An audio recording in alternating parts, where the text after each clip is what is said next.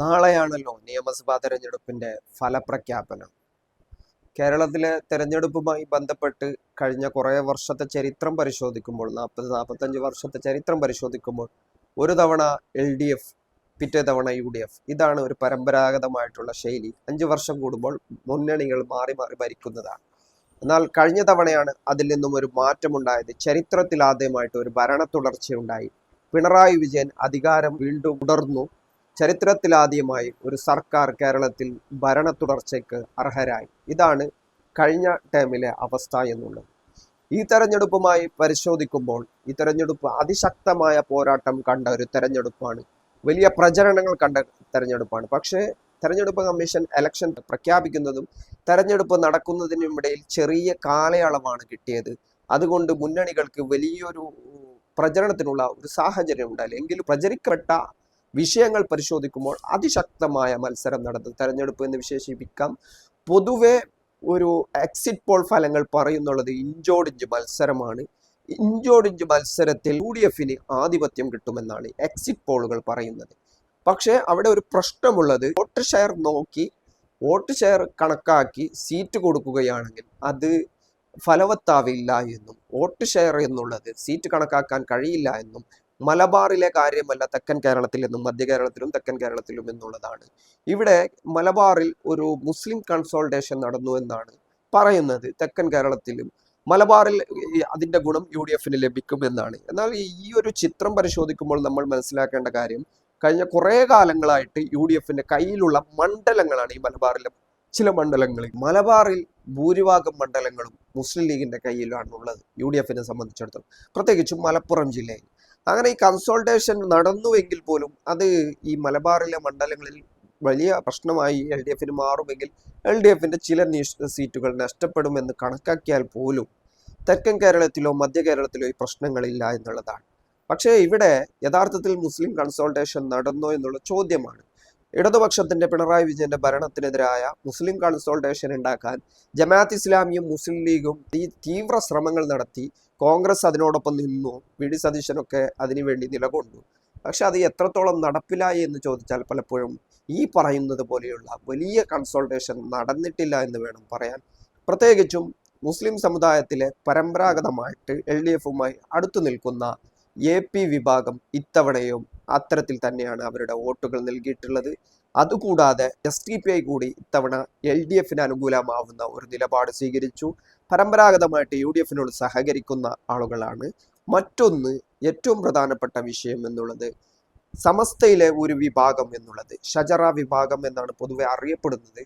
ഈ സമസ്തയിലെ മുസ്ലിം ലീഗിനെ പിന്തുണക്കാത്ത, സമസ്തയ്ക്ക് സ്വതന്ത്ര നിലപാട് വേണമെന്ന് പറയുന്ന അത്തരം നിലപാടുള്ള ആളുകൾ എന്നുള്ളത്, അവർ ഇത്തവണ LDFന്റെ കൂടെയാണ് നിന്നത്.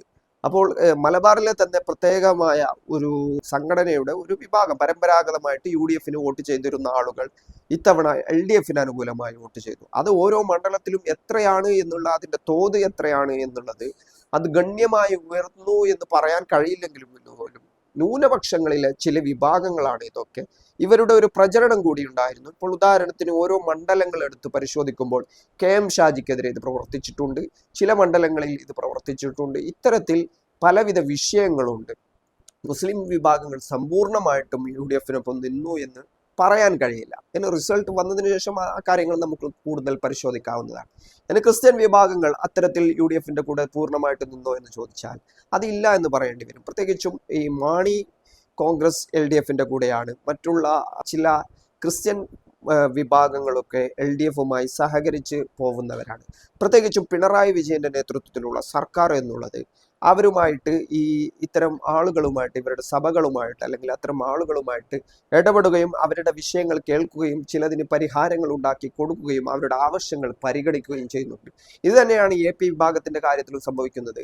അങ്ങനെ ഇതിനിടയിൽ പ്രവർത്തിക്കുന്ന സംഘടനകൾക്കിടയിലും അതിന്റെ പ്രധാനപ്പെട്ട വ്യക്തിത്വങ്ങളുമായി നല്ല രീതിയിലുള്ള എൻഗേജ് നടത്താൻ LDFന് എല്ലാ സമയത്തും കഴിഞ്ഞിട്ടുണ്ട്. അതാണ് തെരഞ്ഞെടുപ്പിൽ അവർ ഉപയോഗപ്പെടുത്തുന്നുള്ളതും. അതുകൊണ്ട് തന്നെ ഈ ഒരു കൺസോൾട്ടേഷൻ എന്നുള്ളത്, മൈനോറിറ്റി കൺസോൾട്ടേഷൻ എന്നുള്ളത്, ന്യൂനപക്ഷ ഏകീകരണം എന്നുള്ളത്, അത് പലപ്പോഴും LDFനെതിരെ നടന്നിട്ടില്ല എന്നുള്ളതാണ്. അതിന് വിരുദ്ധമായ വാർത്തകളാണ് മാധ്യമങ്ങൾ നൽകിക്കൊണ്ടിരിക്കുന്നത്. ഇനി തെക്കൻ കേരളത്തിലേക്ക് വന്നാൽ, തെക്കൻ കേരളത്തിലെ ന്യൂനപക്ഷ വിഭാഗങ്ങളിൽ അത്യാവശ്യം സ്വാധീനമുള്ള ഒരു വിഭാഗമാണ് SDPI എന്നുള്ളത്. അത് തെക്കൻ കേരളത്തിൽ പല മണ്ഡലങ്ങളിലും നേരിയ മാർജിനിലേക്ക് കാര്യങ്ങൾ വന്നാൽ അത് LDFന് ഗുണകരമാവുന്ന രീതിയിലേക്ക് വരും. അത്തരം ഒരു സ്ട്രാറ്റജികൾ ഇപ്പോൾ ഉദാഹരണത്തിന് ആലപ്പുഴയിൽ അമ്പലപ്പുഴ, അരൂർ, ചേർത്തല പോലെ പല മണ്ഡലങ്ങളിൽ ഇത്തരത്തിലുള്ളതാണ്. അവിടങ്ങളിലൊക്കെ ഇത് LDFന് ഗുണകരമാവുന്ന രീതിയിൽ വന്നാൽ ചിത്രങ്ങൾ ഈ പറയുന്നത് പോലെയാവില്ല. ഏതായാലും ഇഞ്ചോടിഞ്ച് മത്സരം നടന്നു എന്ന് എക്സിറ്റ് പോളുകൾ പറയുന്ന, സർവേകൾ പ്രവചിക്കുന്ന, പൊതുവായിട്ട് ഭരണവിരുദ്ധ വികാരമില്ല എന്നുള്ള ഒരു തെരഞ്ഞെടുപ്പാണ് കഴിഞ്ഞത്. അത്തരത്തിൽ വിലയിരുത്തുമ്പോൾ പിണറായി വിജയനെയാണ് ഏറ്റവും കൂടുതൽ ആളുകൾ മുഖ്യമന്ത്രി സ്ഥാനത്തേക്ക് വീണ്ടും പരിഗണിക്കുന്നത്. അത്തരം സർവേകളാണ് നമ്മൾ കണ്ടിട്ടുള്ളത്. ഇങ്ങനെ പലവിധ കാര്യങ്ങൾ മുൻനിർത്തി വിശദമായി പരിശോധിക്കുമ്പോൾ അത് LDFന് ഗുണപരമാവുന്ന രീതിയിൽ വന്നിട്ടുണ്ട് പല കാര്യങ്ങളും എന്നുള്ളതാണ്. പക്ഷെ എക്സിറ്റ് പോളുകൾ അത് റിസൾട്ടുകളായി പരിഗണിച്ചാൽ UDFന് ഭരണം തിരിച്ചു പിടിക്കാനും, അത് എക്സിറ്റ് പോളുകൾ പറയുന്നതിനേക്കാൾ ഭരണവിരുദ്ധ വികാരമുണ്ടായ ഒരു തരംഗം ഉണ്ടാവുകയാണെങ്കിൽ അത് വലിയ സീറ്റ് 90-ന് മുകളിലുള്ള സീറ്റുകളിലേക്ക് UDF എത്തുകയും ചെയ്യും. പിന്നീട് BJP വോട്ടുകൾ എങ്ങോട്ട് പോയി എന്നുള്ള ചോദ്യം എല്ലാ മണ്ഡലത്തിലും പ്രസക്തമാണ്. പ്രത്യേകിച്ചും BJPയുടെ പ്രധാനപ്പെട്ട മണ്ഡലങ്ങൾ, അവർ വിജയപ്രതീക്ഷ വെച്ച് പുലർത്തുന്ന മണ്ഡലങ്ങളല്ല.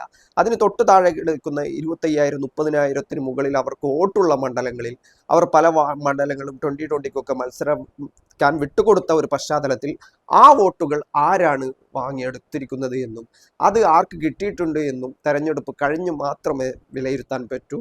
അതിൻ്റെ ഗുണം UDFന് ലഭിച്ചിട്ടുണ്ടെങ്കിൽ ഈ പറയുന്ന നമ്പറിലേക്ക് എത്താനുള്ള VD സതീശന്റെ ആത്മവിശ്വാസം അത്തരത്തിലായിട്ട് വേണം കാണാൻ.